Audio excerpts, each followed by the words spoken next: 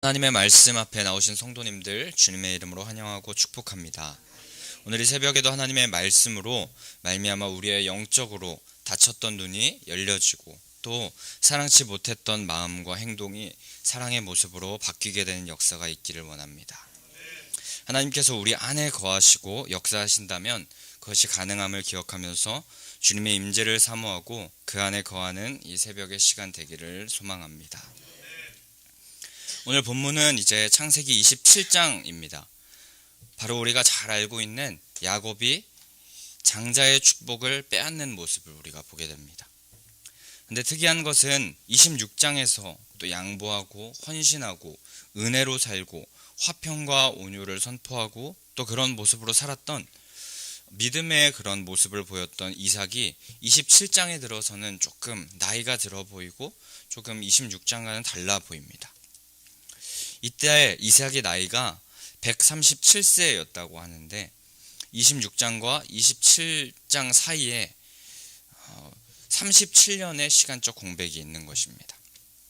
근데 나이든 이 137세 이삭이 과거와 달리 믿음의 태보를 보이는 것, 그것은 26장과 27장 사이, 바로 37년 동안 이삭의 삶이 하나님과의 관계에 소원한 채 하나님과 소통에 열심을 내지 않았던 것으로 보입니다. 특히 오늘 1절 본문에 보면 나이가 많이 든 이삭이 눈이 어두워 잘 보지 못했다라고 그렇게 말하고 있습니다. 이 눈이 어둡다는 말은 생물학적으로는 이 나이가 많이 들면서 노안의 증상이 온다라는 것을 뜻할 수도 있지만 성경에서는 말하기를 근본적으로 영안이 흐려졌다는 의미로 사용되기도 합니다.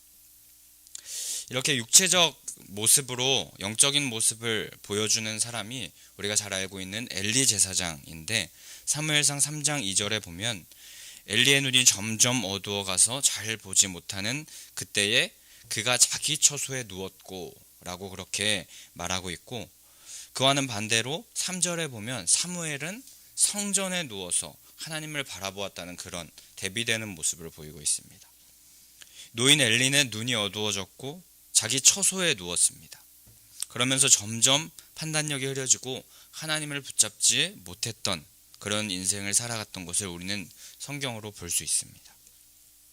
근데 허나 그와는 반대로 성경에 나오는 한 사람은 그 육체적인 몸 그리고 또 나이가 들면서 눈이 흐려지지 않았다는 사람이 있는데 바로 모세입니다. 신명기 34장 7절에 보면 모세가 죽을 때 나이가 120세였으나 그의 눈이 흐리지 아니하였고 기력이 쇠하지 아니하였더라 라고 그렇게 말하고 있습니다. 마지막 숨을 내쉬면서 숨을 거두는 그 순간까지 하나님을 바라보았던 모세의 모습을 보게 되는 것입니다. 그리고 그런 모습은 자연스럽게 기력, 몸의 강건함으로 이어졌습니다. 하나님을 온전히 바라보는 사람, 그런 사람은 영적인 눈이 또렷한 자입니다. 시간이 흐르고 여러 상황이 우리 가운데 덮친다고 하더라도 눈을 들어 하나님을 바라보는 그런 사람이 영적인 눈이 또렷한 자입니다. 그리고 그런 자는 하나님께서 육적인 눈, 건강 또한 하나님께서 지켜 붙잡아 주신다는 사실을 우리가 기억하며 영적인 눈이 또렷한 인생 되시기를 소망합니다. 근데 혹시 여기 모인 성도님들 중 시력이 노하여 가거나 나이가 들어가시면서 몸이 예전 같지 않다고 생각하시는 분들이 많을 것입니다. 하지만 원하기는 모세와 같이 하나님을 끝까지 신뢰하며 나아감으로 말미암아 눈도 흐려지지 않고 기력도 쇠하지 않아서 하나님의 일을 생을 다하는 순간까지 이뤄내시는 성도님들 되시기를 소망합니다. 노년에 이를수록 더욱더 복된 빛나는 믿음을 소유하는 자들 되시기를 축복합니다. 하지만 결과적으로 이삭의 눈은 어두워졌습니다. 육적, 영적으로 그랬습니다. 그는 눈을 들어서 하나님을 바라보기보다 자기 자신만 바라보면서 지낸 결과 몸과 영혼이 병들어서 자신의 죽음이 임박했다는 것을 깨닫고 이제 자신의 생각, 사람의 생각대로 그 자기의 계승자를 세우려고 하고 있었습니다. 하지만 그조차도 눈이 어두워져서 영혼이 병든 이 이삭은 3절과 4절에 보면 그 이삭 자신을 가리키는 그런 1인칭 나라는 것이 5번, 그리고 그 이후에 2번이나 더 나오면서 자기 중심적으로 눈이 어두워져서 자기밖에 모르는 사방이 꽉 막힌 노인이 되고 말았고, 결국 하나님도 그분의 말씀도 언약도 잘 알지 못하게 되었습니다. 그런 이삭이 부른 사람은 바로 맏아들 에서였는데, 에서는 명백히 언약의 계승자가 아니었습니다. 창세기 25장 23절에 보면 여호와께서 그에게 이르시되 두 국민이 내 태중에 있구나. 두 민족이 내 복중에서부터 나누이리니 이 족속이 저 족속보다 강하겠고 큰 자가 어린 자를 섬기리라, 이렇게 말씀하셨는데, 하나님께서 둘째 아들 야곱을 통해서 언약을 이어가시는 것을 말씀하셨던 것입니다. 에서 또한 장자권을 가볍게 여겨서 팥죽으로 야곱에게 팔아 넘길 뿐만 아니라, 어제 마지막 본문에서 우리가 보게 되면 헷 족속 유딧 그리고 바스맛이라는 이방 여인과 결혼하면서 언약의 계승자가 아님을 스스로 증명하기도 했습니다. 그럼에도 이삭은 이 모든 사실에 눈이 멀었고, 영적으로 눈이 멀어서 오로지 자기의 뜻, 자기의 생각, 당연히 맏아들 에서를 언약의 계승자로 세우는 것이 마땅하다고 생각했습니다. 그렇게 그가 하나님의 언약을 벗어나서 자기 뜻대로 이루려고 고집을 피우자 그의 가족 모두가 허물어지는, 모두 다 시련으로 어려움으로 흩어지는 그런 모습이 벌어지는 시작을 맞이하고 말았습니다. 원하기는 눈이 어두워져서 하나님의 말씀, 언약을 쟁취하지 못하는 자가 되지 않기를 원합니다. 영적으로 깨어서 하나님께서 원하시는 것이 무엇인지 나이가 들면서도 제깍제깍 알고 그렇게 행하며 살아가는 남은 자가 다 되시기를 소망합니다. 자기의 자신의 그런 시각에 사로잡혀서 자기가 주인된 행동을 하면 결국에 망하는 길이라는 것을 우리가 기억하면서 끝까지 주님께서 말씀하시고 약속하신 것이 무엇인지를 우리가 바로 분별하고 말씀, 언약을 붙잡고 주님과 함께 승리하는 자 되시기를 소망합니다. 그렇게 이삭은 에서에게 사냥하여서 별미를 만들어 오라 라고 그렇게 하고, 그렇다면 자신이 축복해 주겠다 라고 합니다. 근데 5절에서 에서를 향하여서 이삭은 그의 아들이라고 말하고 있습니다. 그러면서 그의 사랑을 보여주고 있고, 6절에서는 리브가가 야곱에 대하여서 그의 아들이라고 하면서 야곱에 대한 리브가의 애정의 마음을 보여주고 있습니다. 아버지와 어머니가 각각 아들을 편애하고 있었습니다. 그리고 그 에서에게 말하는 것을 엿듣는 그런 상황에 이르면서 이것으로 보아 부부와의 소통이 그렇게 좋지 않았다라는 것을 우리가 짐작해 볼 수 있습니다. 하지만 처음에 이삭과 리브가는 그들의 결혼 장면에서 우리가 보게 되면 그 우물을 길어서 그 종과 함께 떠났던 그런 모습을 보게 되면 굉장히 결혼의 장면이 이상적입니다. 참으로 하나님께 순종적이었고, 또 어머니를 잃은 아픔을 잘 위로해주고 감싸주었던 귀한 관계가 이삭과 또 리브가의 관계였습니다. 그런데 그들이 점점 나이가 들면서 노년에선 그렇지 못한 모습을 보입니다. 이삭이 아무리 과거에 번제물로 바쳐지는 그런 상황 가운데서 거부하지 않고 하나님의 뜻을 따랐던, 또 아내의 출산을 위하여서 열심히 기도하였던, 또 우물을 양보하면서까지 화평을 선언하였던 그의 이삭의 모습이 현재는 사라진 것입니다. 리브가도 과거에 우물을 길어서 섬기던 그의 사랑의 마음, 또 하나님의 뜻을 따라서 자기 고향을 떠나서 결혼을 감행했던, 내가 가겠습니다 했던 그 믿음이 현재 사라져버렸습니다. 이처럼 둘의 믿음이 바닥난 것은 하나님과의 소통, 그리고 서로의 소통과의 단절, 그리고 편애로 이루어지게 됩니다. 이어지게 됩니다. 우리는 이 말씀을 보면서 반드시 기억하길 원하는 것은, 믿음은 과거에 멈추어져 있으면 안 된다는 것입니다. 과거의 영광에 젖어서 우리가 살아서는 안 됩니다. 믿음은 지금 바로 현재 하나님과의 소통이 중요한 것임을 우리가 기억하기 원합니다. 그런데 우리는 과연 어떤 삶을 지금 살고 있습니까? 코로나 이제 3년 차에 들어서면서 지금도 여전히 코로나 이전에 우리 신앙을 향수하고 또 기름동 성전에서의 모습만 우리가 생각하면서 우리가 살고 있지는 않습니까? 지금 우리의 믿음을 갈고 닦아서 비교도 할 수 없는 하나님께서 그 믿음의 자리에 서기를 원하시는데 우리는 좋았을 때 과거만 생각하면서 그때로 돌아가기를 바라고 있는 것 같습니다. 하지만 하나님께서는 약속하시길 이전과는 비교도 안 되는 새 일을 행하신다고 이사야 43장에서 말씀하십니다. 하나님께서는 사막에 길을 내시고 광야에 강을 만드시겠다라고 말씀하십니다. 상식적으로 불가능하고 지금 현재 일어나지 않을 것 같은 그런 일을 하나님께서 지금 다시 이루겠다고 약속하고 계십니다. 하지만 그러기 위해 우리가 현재 해야 할 일은 우리의 믿음의 상태를 직면하고 도우신 하나님께 우리가 속히 눈을 들어 날마다 깨어서 살아가는 길인 줄 믿습니다.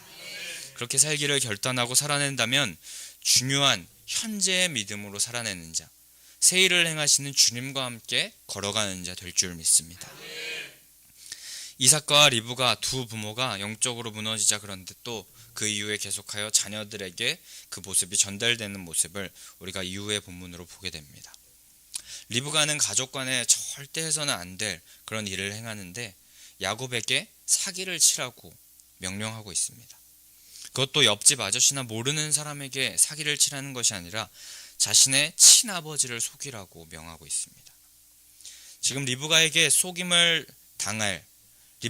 이 속임을 당할 이삭도 또 축복을 빼앗긴 채 억울하게 살아갈 맏아들 에서도 눈에 들어오지 않고 그저 목적을 이루기 위하여서 야곱을 언약의 계승자로 만들어야 한다는 그런 목적으로 바르지 못한 수단과 방법을 사용하고 있었던 것입니다. 우리 그리스도인들 가운데는 하나님의 일을 행한다면서 가끔은 불법을 저지르는 모습을 볼 때가 있습니다. 그러나 하나님의 이름을 위하여서 우리가 일하는 그리스도인들은 그분의 이름에 걸맞게 목적이 정말 거룩하고 또 좋은 목적이라면 그 수단과 방법, 깨끗한 방법으로 일해야 할 줄 믿습니다. 그러나 리브가는 자신이 사랑한다고 여기는 그의 아들 야곱에게 불의한 방법을 요구했습니다. 그리고 그 영적 상태가 자녀에게 고스란히 전달되어 처음에는 약간 가당치도 않다는 듯, 그리고 자신의 형이 외형이 너무 달라서 자신이 오히려 저주를 받을까 두렵다라고 그렇게 말합니다. 하지만 11절 12절에서 잠시 거절하는 것 같더니 이내 어머니와 손발을 맞추어서 함께 그 사건의 공모를 꾸밉니다. 사냥에 나간 에서가 돌아오기 전에 그 모든 일을 마쳐야 되기 때문에 이 본문의 14절부터는 뭔가 빠르게 신속하게 움직이는 리브가와 야곱의 모습을 우리가 보게 됩니다. 리브가는 세상에서 이삭을 가장 잘 아는 사람이었기 때문에 리브가는 이삭에 대한 그 정보를 좋은 데 쓰지 못하고 속이는 데 쓰게 됩니다. 그리고 이삭이 야곱을 만져볼 것을 대비하여서 그 동물의 가죽을 몸에 붙이고 입맛을 만족시키기 위해서 특식을 만들면서 의복을 입히고 그렇게 그 이후에 내일 본문에서 계속하여서 그 일들이 일어나고 있습니다. 그들이 꾸몄던 사건들의 공모가 점점 드러나고 있게 됩니다. 리브가는 잘못된 마음으로 작정하자 그녀가 가진 것들을 가족을 살리고 또 사람을 살리는 데 쓰지 못하고 가족을 해하고 망치는 데 쓰게 됩니다. 하나님께서 우리에게 주신 선한 것들이 우리의 악한 마음으로 가끔씩은 오용될 때가 있는데 우리는 그럴 때에 그게 그렇게 사용되지 않도록 우리의 마음을 항상 지켜야 할 줄 믿습니다. 잠언 4장 23절에서 모든 지킬 만한 것 중에 내 마음을 지키라. 생명의 근원이 이에서 남이니라 라고 말씀하십니다. 우리가 가진 것을 바른 수단과 방법에 적용하여서 목적을 이루는 자가 되어야지, 그렇지 아니한다면 하나님의 앞에서 우리는 끝내 하나님께 기쁘고 즐거운 하나님과의 그 삶을 끝내는 누릴 수 없게 될 것입니다. 그러기 위하여서 우리는 항상 우리의 마음을 지키며 하나님 앞에서 또 우리의 마음을 점검하면서 살아가야 할 것입니다. 그래서 이제 내일 본문에서 실행 단계의 그 계획을 옮기게 되는 모습을 우리가 보게 될 것입니다. 마음을 지키지 못함으로 말미암아 잘못된 방향으로 가게 되는 모습을 우리는 오늘 본문의 말씀에서 보았습니다. 근데 처음에 영적으로 눈이 어두워져서 마음을 지키지 못했던 이삭, 그리고 야곱을 편애하고 소통을, 하나님과 또 부부간의 소통도 하지 못하며 마음을 지키지 못했던 리브가, 또 잘못된 방향으로 가고 있는 것을 알면서도 거절하지 않고 마음을 지키지 못한 야곱, 이들 모두는 결국에 마음을 지키지 못했는데 그 원인은 하나님과의 관계가 어긋난 모습에서 시작되었습니다.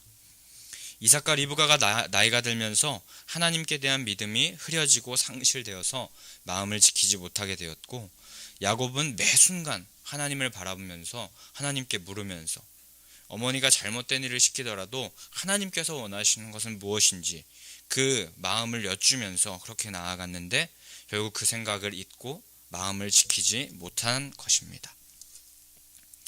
우리 원하기는 나이가 들어도, 그리고 언제나 삶을 살아가는 매 순간 믿음이 흐려지지 않고 상실되지 않는 자가 되어야 할 줄 믿습니다.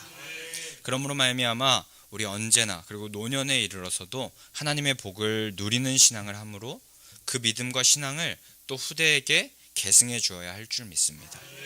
그러기 위해서 우리 살아가는 모든 순간이 은혜임을 깨닫고 매일매일 주님과 동행하는 삶을 살며 말씀 붙드는 삶을 그렇게 살아간다면 우리가 그런 모습으로, 하나님께서 기뻐하시는 모습으로 살아갈 수 있게 될 것입니다. 그러나 욕심과 탐욕, 죄악으로 가득한 것이 우리 인생이고 그것이 죄악된 인간의 속내인 것을 우리가 잘 알지만, 육신에 속아서 주어진 대로 살아가지 않고 하나님께서 지으신 형상을 우리가 회복하는 그런 모습으로 살아간다면 결국에 믿음이 흐려지지 않고 매일매일 주님께서 원하시는 삶을 살아가면서 또 결국에 하나님의 복을 누리는 자가 될 줄 믿습니다. 우리 모두 여기 모인, 그리고 온라인으로 예배하는 모든 성도님들이 그렇게 하나님을 끝까지 섬기며 하나님의 복을 마음껏 받아 누리게 되는 성도님들 되시기를 소망하고 축복합니다. 우리 그럼 이 시간에 함께 524장 찬송하신 후에 함께 기도하며 나아가도록 하겠습니다.